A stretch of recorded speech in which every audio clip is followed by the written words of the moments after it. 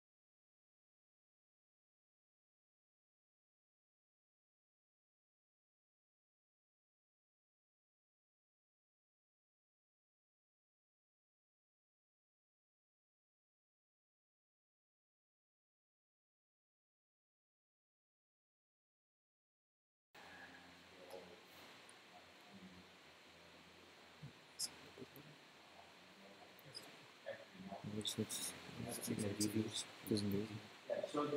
Je kan dus skippen als je het gaat doen.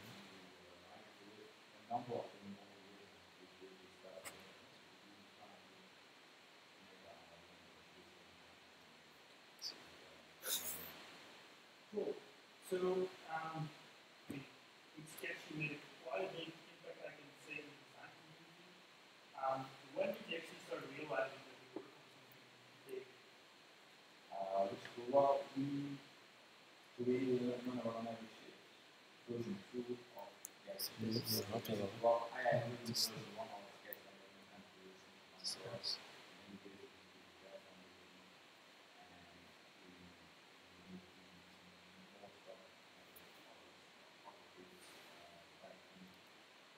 just like not when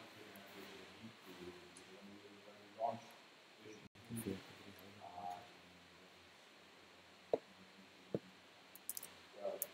It was clear that it was a new there was a market for this. And they only started growing so slowly. There wasn't really like so I think that was one version 2.4.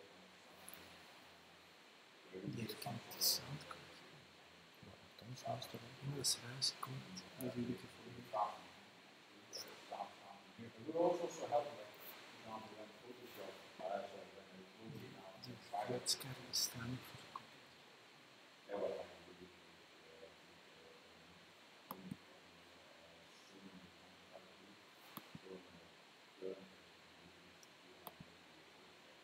similarly when I was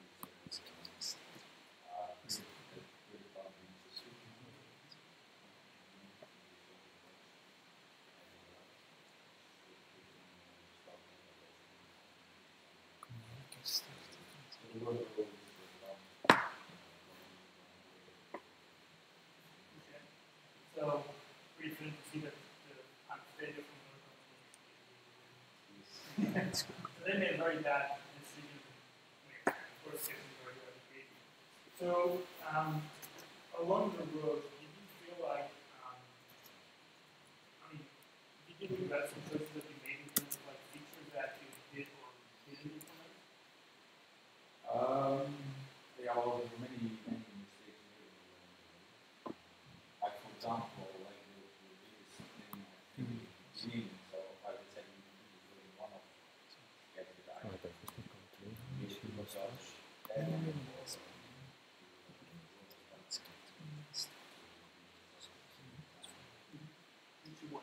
yeah, so we had like 6-7 months to basically so we had that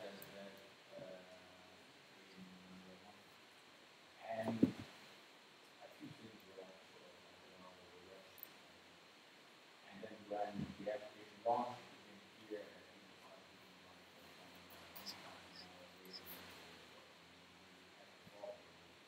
and then we started growing in popular, but we had this huge problem in the foundation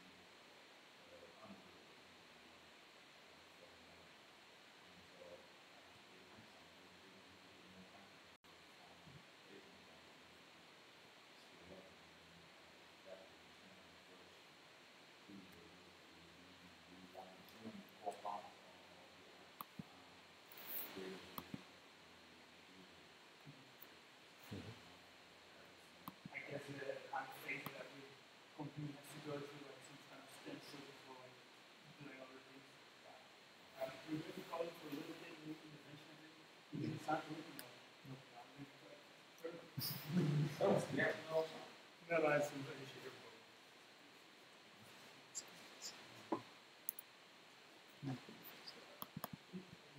You have to put in USB. No.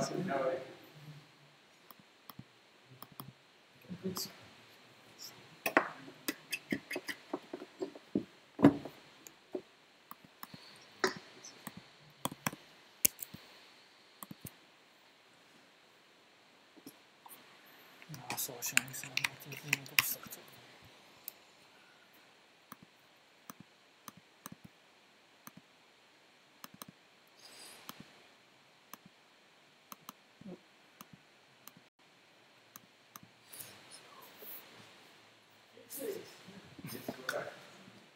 So you have to know that those can reveal things.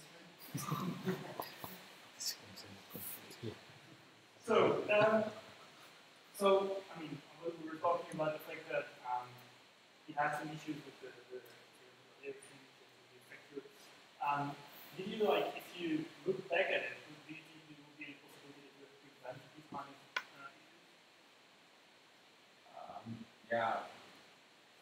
Yes and no. I mean, we're also very young to see like in the right.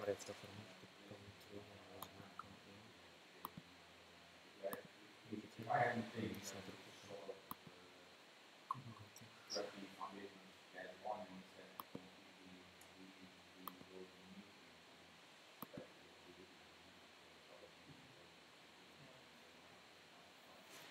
so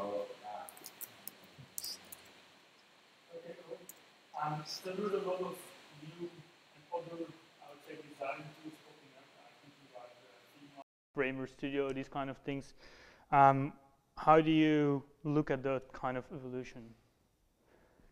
Yeah, so it was for a very long time. It was just Adobe with Photoshop and Illustrator, Fireworks maybe, and then us. Yeah, in the last 2 years, that's clearly not the case anymore. And I think it's a nice validation of the market, but of course there's also times when you look at what they're doing and think, well, that we did that. But yeah, I don't know. Like you always take many UI conventions and ideas from the application that can be for you. So. Do you think you can learn from them? I mean, are they doing things that you'd like say like, oh, this is nice, maybe we can. Oh no, sure. I mean, there are many parts in Sketch that we can do, that we all know internally are flawed and could be done in a better way. And sometimes you see one of those applications do it in a better way. But it's also funny, sometimes you see them like making such an exact copy of what you did, even though you think, well, we're not really happy with that part because of this and this. And do you have like one-on-one conversations with them, or is it only? I mean, for example, the guys from Framer, those are guys from Made by Sofa a long time ago. I mean, they're also Dutch. Do you ever meet up with them, or just have a chat with them? Yeah, sure. Like I knew them when they so far, so before they left for the US and Facebook. So of course, when they came back, we got back in touch, and we helped them with their framer integration in Sketch, for example. Cool. I saw that they announced something yesterday as well with Sketch. I get the emails from Framer, but I don't really read them. So they make a lot of buzz about the thing that it also works with Sketch. So that's probably a good marketing trick, right? So also a fellow in Belgium, Tim van Damme, he's working at Abstract. What do you think about Abstract? Like, a lot of people combine Sketch and Abstract. How do you see that evolving? Are you also supporting them in some way, or? Yeah, no, we are definitely in close contact with Abstract. Like there is an entire ecosystem of tools out there that integrate with Sketch, and we try to give them advance notice and early builds, so that they can try and get their stuff ready by the time we have them. Cool.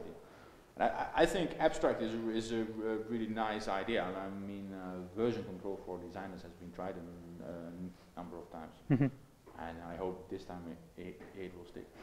Yeah, I hope so too. I mean, I'm not a designer myself, but I see a lot of designers use these tools, and I think it really improves the way they do things. I mean, as a developer, it's very weird to see designers not use any kind of Final. I mean, I put everything in Git, and it's so normal that I can go back to any old version and compare and branch and everything. And maybe it's a stupid question, but you're a developer yourself.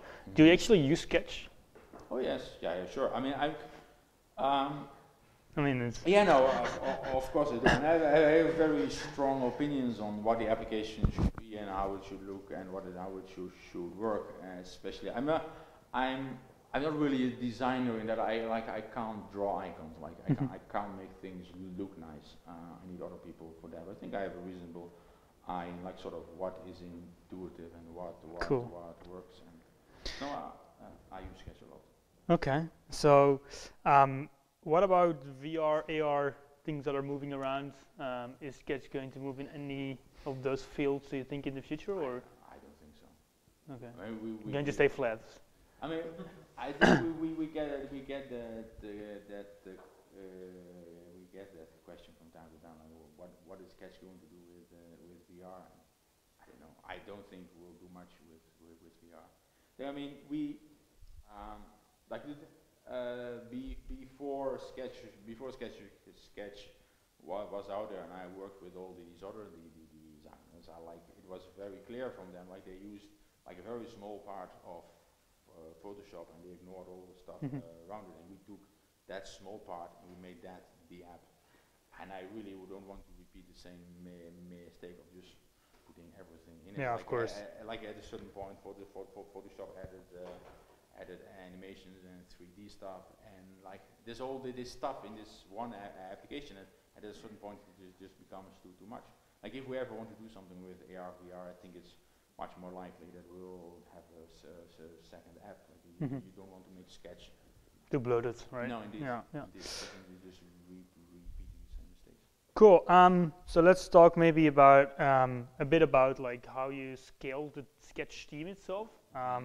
What was your biggest struggle in doing so? You started out with the two of you guys, and now you are how many people? 35. So. Yeah. So when we started out, I was living in London, and Emmanuel was living in Portugal. And so it was very clear from the start, like if we were going to grow, like either I was going to move to Portugal or to move. That was not going to happen. So we had a remote company, and then we started looking for a few people. And there are many nice things about being a remote company, because it makes hiring easier in a certain way. I mean, if you are a startup in San Francisco, you're competing with every other big company startup in San Francisco. But like we are working with people who definitely would not want to move to the big city. And struggles. Just no funny stories or but just to grow from such a small team. Like I started out clearly like sort of as a developer, designer a bit, and now it's a lot more management involved and just making sure that everybody does this thing. So you are the real, like the manager of the company, or is your co-founder also involved in that? Or? Yeah, no, we share that burden, but yeah, with 35 people. Like there are many days where I just want to lock myself up and just write code. That's where the nights are for, right? Indeed. Yeah, And cool. So, yeah. So, I mean, we were talking about the fact that it's a remote team. So you also said that one of the benefits was that it's easier to scale and to find people because you're not indeed competing with the bigger companies in those bigger cities. Are there any other things that you think are challenges or benefits of being a remote company? Challenges. Well, I must say I've never worked like in a quote unquote real company where everybody is in the same office. So I can't compare how it goes. I can imagine people get to know each other a lot easier when they're all in the same space. But we do organize like a meetup twice a year where we try to get the entire company together. We'll be here next month. In Ghent or where? No, Oh, cool. in Ghent, yeah. So we do another meetup, eh? I should have told us because then it would be easier to organize it, no? Okay. In an interview, you once said that you don't really like doing video calls. Probably you guys use Slack or something. Yeah, Slack. And what is there any specific reason why you don't like video? I mean, in our company, we're also a remote company, and we do also a lot of video calls. So. Well, one of the reasons it didn't really catch on in the beginning was that many people in sort of really rural areas who just can't jump on a Skype call all the time. I think it's also just like if you do everything like I think one of the I'm not sure how you guys do that, but like we have everybody, and then I think doing remote is relatively easy. If you have some people in an office and other people remote, and there are things that are communicated in the office but not communicated outward. And I think you could get the same thing with the video calls. Like if you do a video call with like 4 people, afterwards you need to provide notes and something. Yeah, with us it's more one-on-one conversations because it's sometimes nice to see the other person as well. Because writing everything down is, but yeah. I don't know. I've really never found that to be. Yeah, for us, I mean, I think it started really with our company, like in the last like 2 to 3 years, that we do a lot more video calls because also the technology is way better now. But yeah, maybe. Also the fact I think, at least me, I'm always active in like 4 conversations at the same time. So if I do a video call, it really has to be. Yeah, your focus. Only, yeah. Okay. Are there any important values that you guys have in the company? Well, one of the things that I've always sort of tried to do, like I'm not by training. I'm not a manager. I don't try to be really the manager, and we've never really tried to organize everything like really down to the. So it's always been a bit of a, organized anarchy. There's a bit of a balance there, like you want to leave people enough freedom just to explore things, and sometimes they go into the weeds for a few weeks, and they return empty-handed, and this was a waste of time, and should have. But at other times they come back with something great, and you thought they were just going to do this simple thing, but they came back with something awesome, which you can then use in other things. So I think the organized anarchy is something that I try to balance. Yeah, that's something that we also try to like. You don't want to control it too much, but also you need to have some control. So yeah, and even in a product company, I think it's. I mean, we have clients that have put a lot of pressures. I mean, of course, guys have also pressure from the outside world, but I can imagine that you try to fence the team a bit off from that. I mean, they can be Twitter as well, of course, but I think you guys just do what you guys want to do, right? It's not that you. No, indeed. So version with it has been like that from the start, basically. Like as I said, like version 2 of Sketch was basically just taking this application that we had and then making the perfect application for Emmanuel that he could use for his work, and then hoping like, well, if he can use this, if he can replace Photoshop with this, maybe there are others. And so we are not really big on like it's a balance. We have very strong ideas on where we want to take the product, and of course you will listen to outside feedback and what your customers are asking for, but we have some very strong ideas. As long we don't just like want to. When you go out in Amsterdam, for example, I don't know, maybe you go to meetups sometimes. Do people like bug you a lot, like to ask for like this feature or that feature, or do people recognize you actually? No. Well, maybe. Nobody ever. That's a funny thing. Huh? It's like I mean, it's used. I mean, we're not going to talk numbers, but Sketch is heavily used, but very little people know like who's behind. Yeah, that's the true. product. That's true. Like I think it's more known now that it is at least not that is at least a European company. But like a year or two ago, there was a constant surprise. Like, oh, you guys are not in San Francisco, Europe. Yeah, that's funny. Huh? Yeah. Maybe let's talk a bit more about the whole community aspect of Sketch. We've touched it already a bit. There is a wide variety of tools that actually implement or work together with Sketch. You also said that you sometimes give builds to those kind of companies. How do you actually manage that? Do you have like someone dedicated on partnership management, or are you doing that? Or yeah, no, we do. In the beginning, it was all very informal, but the ecosystem started to grow so much that we have multiple people now responsible for both like keeping in touch with these companies and asking for their needs and whenever there's something we need from them, but also just expanding our internal tools. Like the Sketch community, the plugin community around Sketch basically grew up by accident. Okay. Like in version 1 of Sketch, at some point, Ale, one of the guys who now works for us, he basically sent me an email, like he had a few scripts for fireworks. I think he's like, well, it would be really awesome if we could do the same with Sketch. And so I found an open source scripting library that you could use to expose some internal components. So I basically dumped that framework in. I wrote a very small amount of documentation and then forgot. It happened.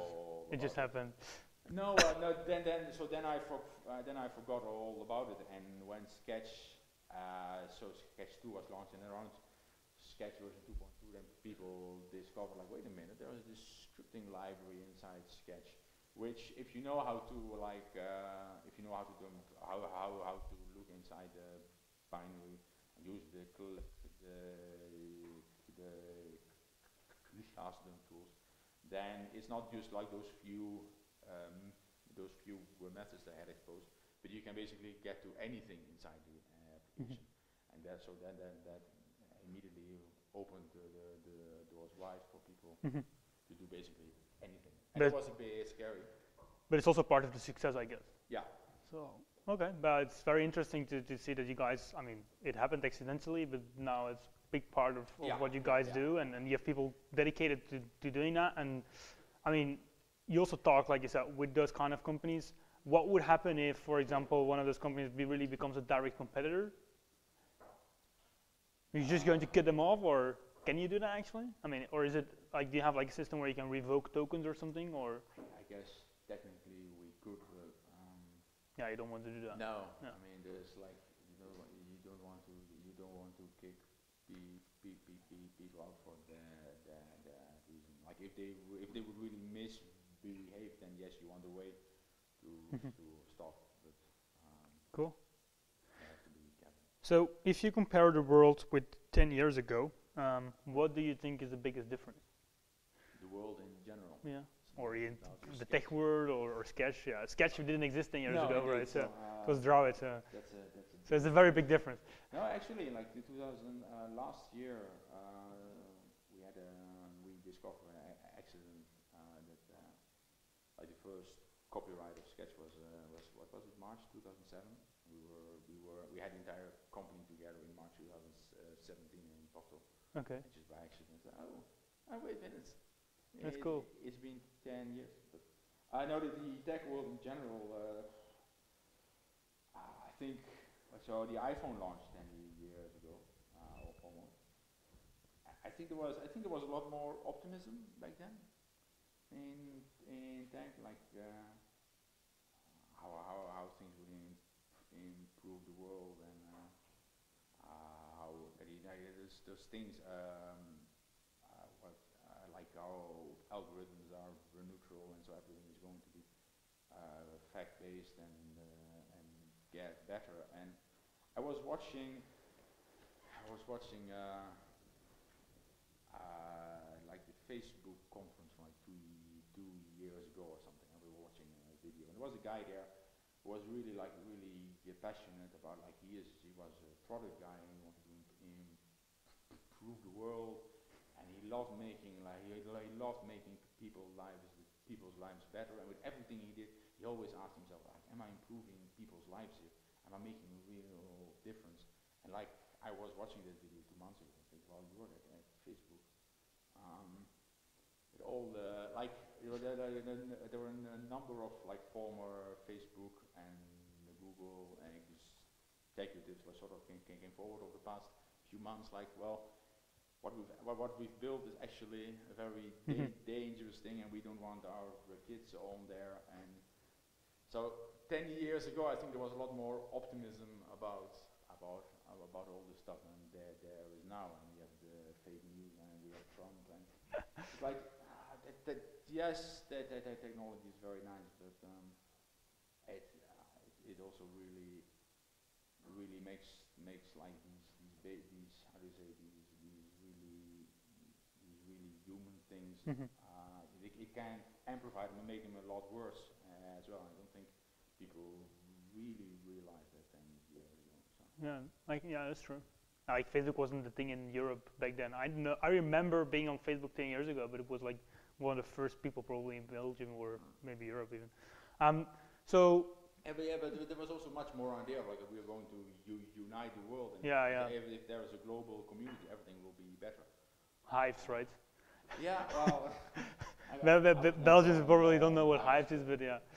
I know of it. I was never on it. But okay. Yeah, and now you look, it's like, well, yeah, that didn't really happen. What do you think that, like, in 10 years, the answer will be, if I ask you the same question, like, what do you think that will be the biggest change in the coming years? I don't know. I think we're only seeing the beginning, really, of what a really digital transformation of society means. With everybody having mobile phones and constant connection to the internet. I think the rise of AI and all those kind of things. I think the changes will be enormous, and we are like not at all ready. Like things like blockchain or stuff like that. Well, let's not start talking okay. about. We talked about blockchain last time with the previous speaker. He was all into it. You're not probably. I'm not. I didn't invest in. Okay. In you could mine Bitcoin with Sketch, right? I guess we could. Like idle computers take over. Yeah, indeed. We were no longer in the App Store, so Apple can't ban us for doing it. Like that's nice. They Smart. They did like a few days ago, right? It was a yeah, I saw that with what was calendar it? app. Calendar app, yeah. That was mining coins in trial mode, I believe. So. Yeah, no, there was an option to not pay for the app. Yeah, indeed. And mine instead. Indeed. I kind of liked it. It's a good gimmick, but indeed they pulled it. I don't know. Yeah. Cryptocurrency. I don't know. But the technology is nice, right? Yeah, I mean, there are certainly interesting applications to it, but there's also like a very shady. Yeah, of course. Very shady thing, like, well, untraceable money. Well, what is it? Who would be the first people interested in that? Yeah, of course. Yeah. Okay, so we're at the end of the questions. We can have questions from the audience, of course. I hope the sound is fine now. It is? Okay, cool. There is a mic. It will be a bit strange that you don't hear yourself asking the question, but it's also for the people in the stream. Put it against your mouth. That's the best way of doing it. Any questions? Yeah, but some people are doing like this, and then it's can someone run around or give it around? Make sure it's on as well. It's on. Yeah, you don't hear it. So. What do you think about XD? I mean, not if it's good or bad, but just it being a blatant copy of Sketch. Well, that basically. I mean, it was clear for a while that Adobe was going to do something, and I don't mind it if people like go try something new. Like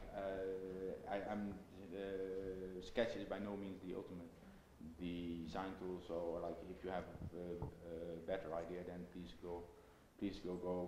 But just to make a copy. We saw the announcement, and there were like moments like, yeah, I've seen that. Like, yeah, I've seen that shit. But did they ever actually contact you during the whole way of Sketch? Like, approached you in some way, Adobe? We've chatted in like on the vaguest of terms like that, but they didn't tell us in advance they were going to do XD. Okay. Nice surprise. Yes, yeah. Well, I never heard of XD, so I don't know anything about it. Apparently, it's a Sketch copy, right? Cool. Any other questions? No? It's impossible. Stefan.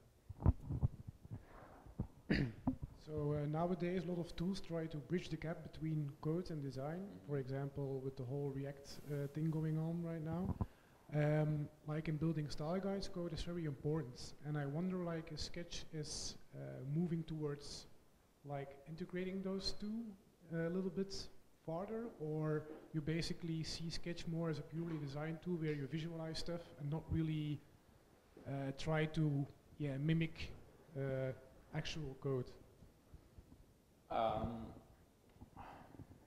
it's been attempted time and again to bridge that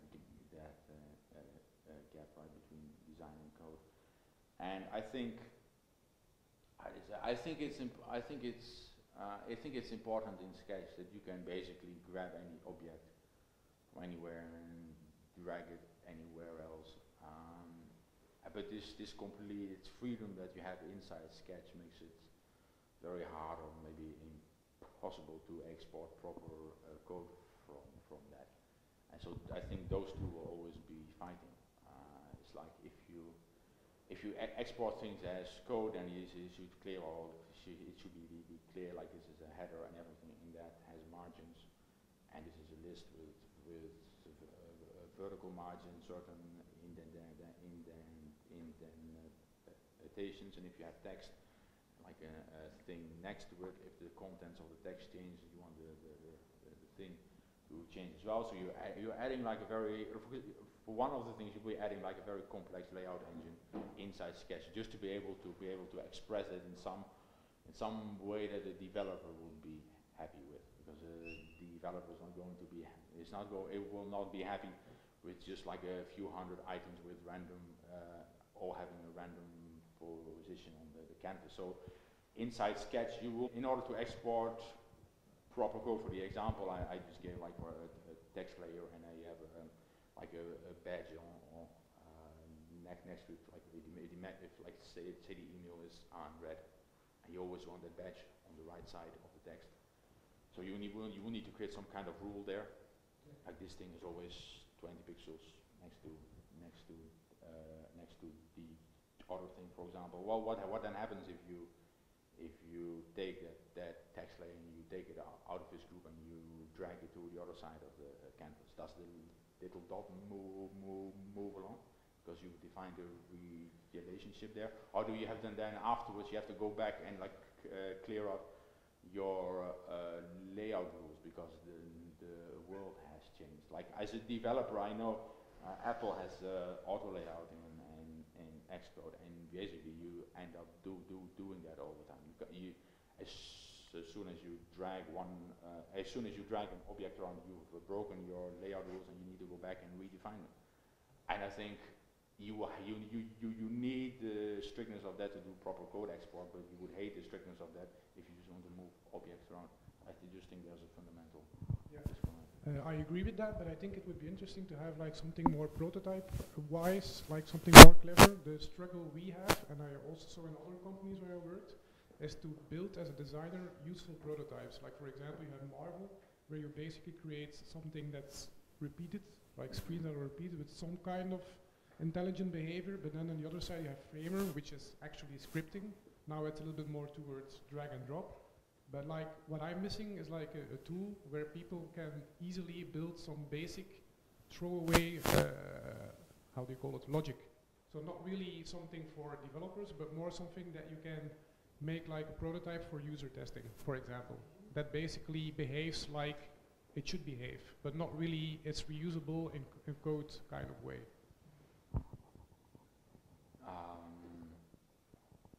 But then in what way are you unhappy with what Marvel does? No, but I mean what like Marvel and Sketch itself as well. We let you really easily define prototyping flows and then play it back. What's I don't understand what's wrong with that. Like a timer, like time tracking for example, and you basically want to mimic the fact that people are adding timers. So if you want to do that in like a Marvel for example, you have to repeat yourself. Like every time the user clicks on the add timer button, you basically have to foresee a new screen that has a new timer on it. Like in Framer it's possible to say like, hey, make a new object if somebody clicks on that button and yeah. But yeah, I'm not really a code, like I know HTML, CSS, but CoffeeScript is like a little bit too fast for me right now. I'm learning it, but we'll see. So I was just wondering like, if it's possible in some kind of holistic way to build something that uses that technology, but then in drag and drop way. So not really having it for code reasons, but more for redundancy reasons, so you don't have to repeat yourself every time. Right, yeah. No, what you say are not for code reasons, I think that's important. Like I think for a developer can be very useful to show them like a simple flow of what you mean, and I'm sure that they can infer that if you click the add timer button multiple times that they will stack. I mean a prototype like is a way of like very quickly conveying an idea to either the client or your customer. And it doesn't have to be full-fledged. If you want to go that way, you go all the way to a frame and you start building your own components and you're writing all that code. Then you have a very nice prototype, but the developer is going to implement the app, is not going to be able to use it. So I think it's very easy to lose sight of the fact that the prototype is like a quick thing that should convey a simple idea. So actually you're kind of saying that when you need this kind of complex prototype, it's probably better to just implement the design and make it kind of fake functional. Like a developer can, if the developer doesn't have to care about really talking to the server or working with real data, I'm sure they can whip something up. Yeah, of course. Really fast. If you just want to convey like one small idea, just ask the developer to build it. Developer. Indeed, we can help with. We can make it happen, right? No, but I mean it's true. Like very often, you get online. You get the idea. Like well, designers they think of everything, and then they come with this finished package that they then hand off to the developer and now go build this. And as a developer myself, primarily, I know it's an awful way to do it. I mean, we have good ideas too. I mean, I've very often, like the designers inside Sketch, they've come up with something. We've all looked at it and think, oh, that looks all right. Let's try to build. And as soon as I start building it, like, well, wait a minute. You start thinking of all these edge cases that you haven't covered. Then you can go back to the designer and think, well, actually, these two cases, and then like a conversation makes sense, yeah. from there. So I'm always a favor of involving the developers in the process as soon possible. And if you need for something in your design process, you need the prototype. You can talk to the developer. He can help. Cool. More questions? Nick? So you said you're working full remote team. You got 35 people going on. Are they also scattered around in different time zones, or only like? We try to limit the time zone. So we have one guy in Brazil and we have 2 people in the US. Everybody else is basically in Europe. Because I was wondering how big are your teams internally then? Because if you have 35 people, I can imagine you have like smaller teams within the company, or do you group people at the same time zone together, or how does it work? Well, teams.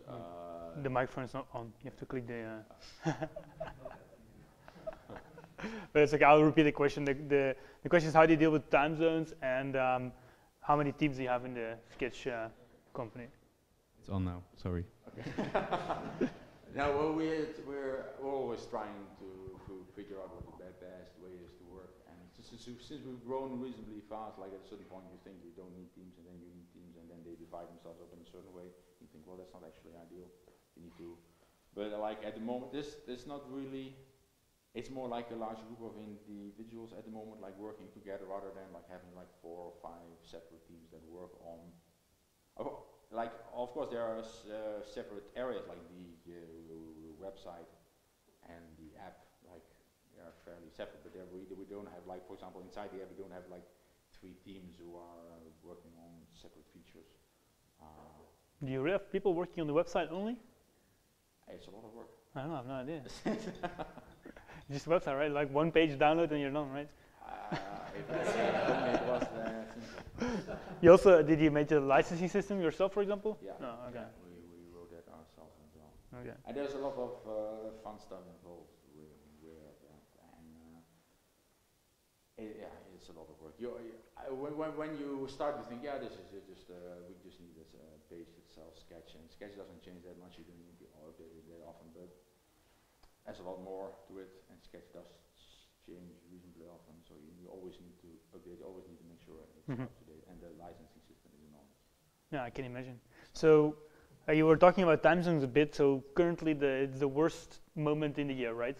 With Brazil on winter time, US already on daylight saving time, no, on summertime, and you don't have a lot of struggles with that. Like in our team, we really have a lot of people like missing calls and stuff because like, yeah, you don't do calls, so that's that's a solution. That's a solution. So we should stop doing calls. Okay, that's clear.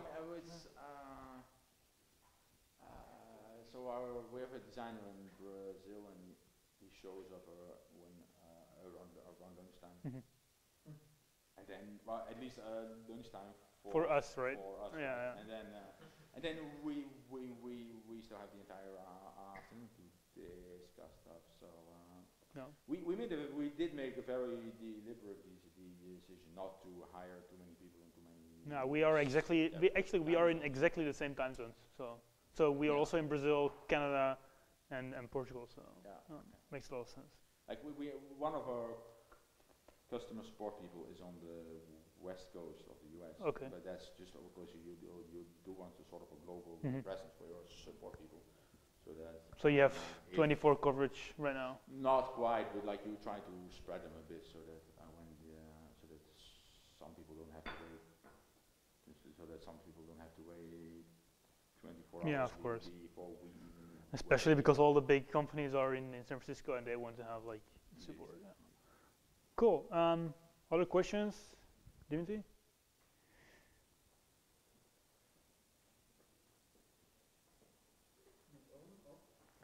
When it's red, it's off. When it's green, it's on. Yeah, that was a question.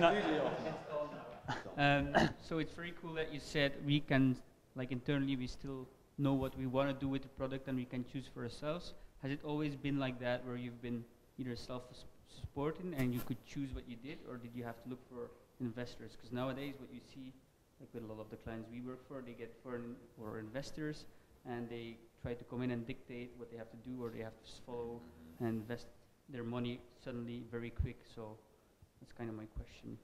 I know we never took funding. So I was working on my own, and Font Case, Sketch and Draw, they were sort of making enough money for me to then bring Manuel on board, and then when Sketch 2 launched, but it was clearly not for us to, it started slowly growing from there. And then as our revenue grew, we started taking on people. We could have taken funding at a certain point, I'm sure, and then would have been able to grow faster. But I also wouldn't want to have to grow too fast. I think it's very smart. Like if you suddenly get like a bag of money and an investor saying, no, you have to hire 10 more developers on the Mac. Where do you find them? How do you get them all trained up? Like the developers you have now, they will be working full time for the next few months just to bring all the other developers on board. And then, like sometimes you see companies that they get a mission from investors. Well, you have to grow. You have to hire that. You have to hire that many people by the end of the year. And then you think, but like.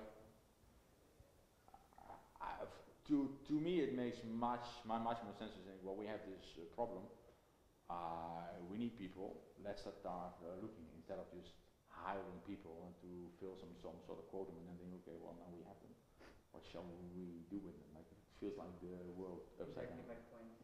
You were very lucky to have like that. Cool. More questions? We have a question from the internet, which is actually kind of answered on your website, but I'm going to ask it anyway. Are there any plans, or do you consider a multi-platform version of Sketch, or do you just stay with macOS? I do. I've heard that one before. Now, what the thing is, we all like Macs. We all have Macs. None of us have used Windows in a really long time, I think.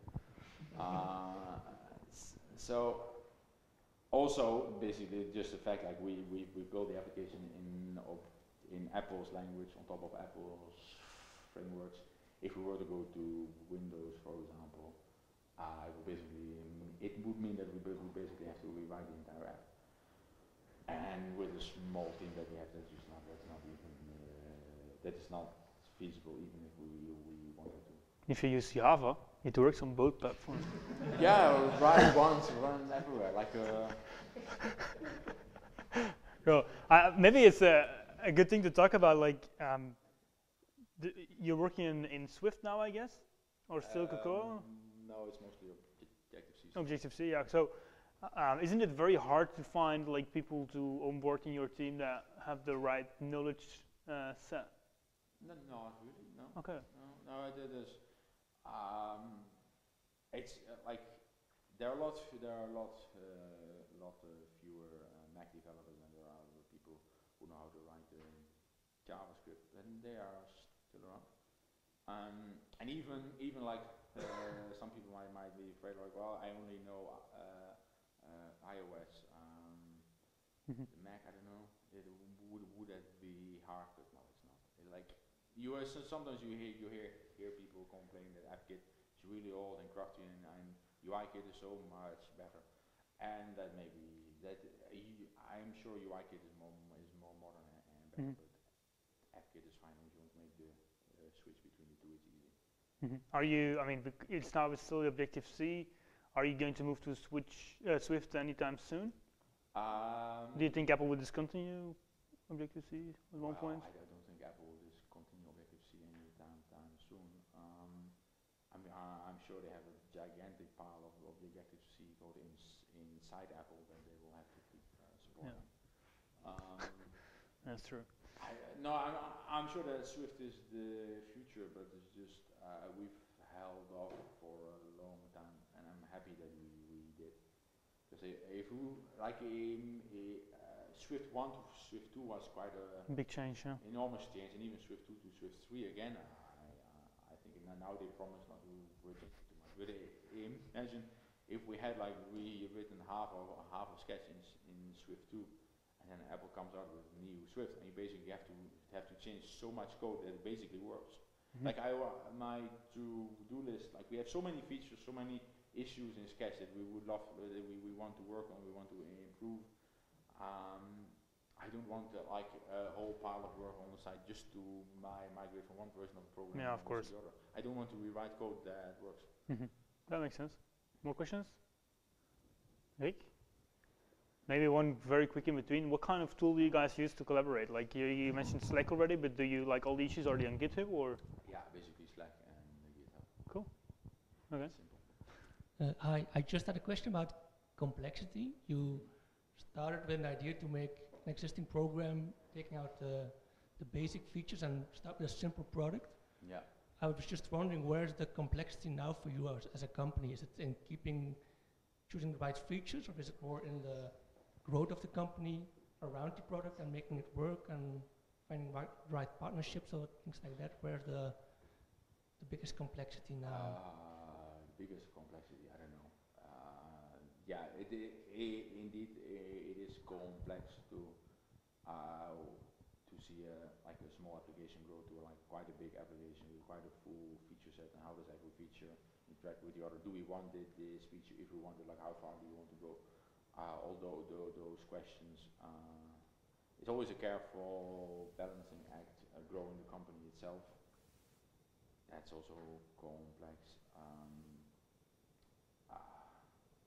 What is most complex? I don't know. Sorry. The question. Cool. Yeah. More questions? Two more. I have a question actually about your model on growth.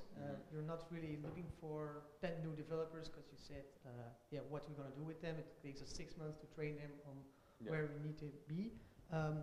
But isn't it scare you that your revenue model is one-time license fee? So you just pay $99 now and then you have the rest of your life as a designer? It's not the case. Huh? It would scare me if that was the case. Right now. No, it isn't. You pay per upgrade, right?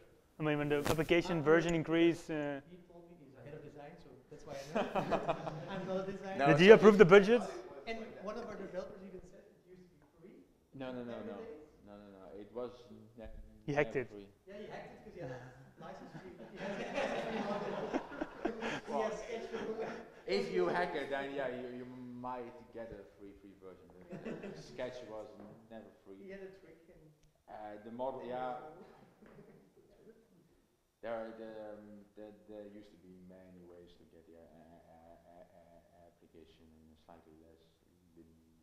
slightly less legal way, but we've hopefully plugged most of the holes, right? Yeah.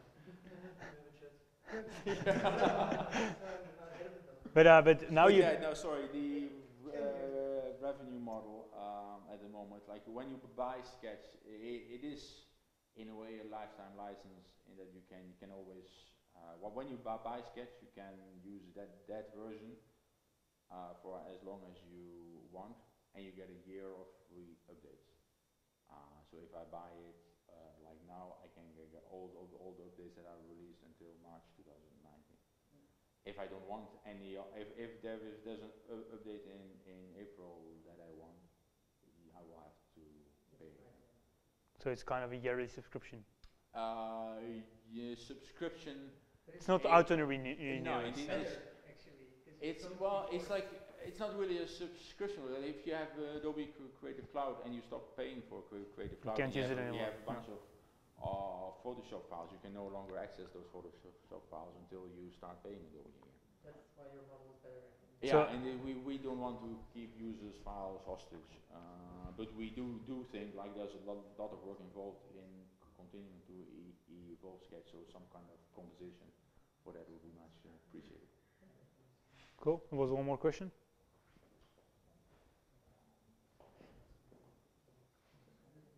So we have another one from the internet, and it kind of continues on my previous question. You mentioned that you're using some macOS APIs or technologies. Is there any plans for an iPad Pro app, since that's kind of related? An iPad Pro app would be a lot easier than Windows app. Half the application basically work already, mostly. It's just it's again we're a small team and there's a lot of work to do. And Apple, how do you say? Apple has there are definitely some hopeful signs for the iPad, but for such a long time it was such a closed thing, such a closed system. It's like this simple thing of getting files in and out used to be like a pain. Like you could basically import photos from your Photos app, which you never want to do as a designer. Basically, you want to like you have some stock photos, some things from your company. Are you going to email those files to yourself? Like Transmit had an FTP app, which they now discontinued as well, I think, because nobody bought it. Like, how do you get your stuff in? How do you get your stuff out? That is one thing. Like, a very important part in Sketch is like the pixel precise manipulation of objects. I want to be able to select a layer and very easily move it one pixel to the left. How are you going to do that with your fat fingers? The pencil, right? There is now a pencil, but there's a stylus. Sure, but it doesn't come standard with an iPad, so you have to also design for the fat finger problem. And so there are so many. Did you try it? Because apparently, like already 50% of the application works on the iPad Pro. Oh, we used to have an iPad version. Oh, really? Well, I should say I used to have an iPad version. This was when. So you have it in your bag somewhere. No, this was before. It was in the days of Sketch 1. Oh, that's cool. Before Sketch was basically anything. Apple announced the iPad, and we thought, oh, that's cool. And then I worked with Kevin from Awkward on an iPad version of Sketch, which we basically made before there was before the device was out. So we were just playing in the simulator, trying to get like, would this work? Would this feel alright? And as soon as I finally received an iPad, it was clear like, no, this is shit. And so we just continued the application again quietly. No, but it's hard. It's a lot of work, and I'm not sure not sure there's a way to recoup on the investment. So that. Cool. Any more questions? Wow, that's right on time, guys. Hey. So Pieter, thank you for your time. Thank you for coming to Belgium and making the trip. And I've enjoyed some more beers. And hopefully see you next time. I think next time, I don't know the date by heart, will be on the meetup page. We'll be interviewing Toon, I believe, who is the founder of data.be, which is a website where you can view information about Belgian companies. And he's a kind of an open data guy, so it's going to be more designy, a bit more technical, but it's going to be fun as well. So hopefully see you next time. Thanks, everyone.